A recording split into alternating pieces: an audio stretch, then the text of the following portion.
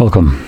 In front of me is a BLACKVIEW A90, and today I will show you how you can record screen on this phone.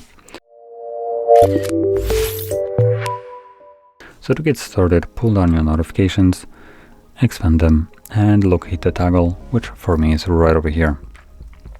Now once you find the toggle, you can tap on it, select OK, and as you can see, it automatically starts recording. So whatever you will do right now obviously will be recorded by the device, and once you're done with it, simply tap on a square right over here.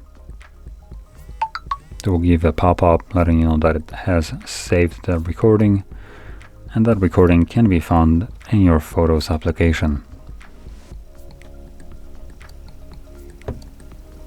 So there we go. Okay. And that's it.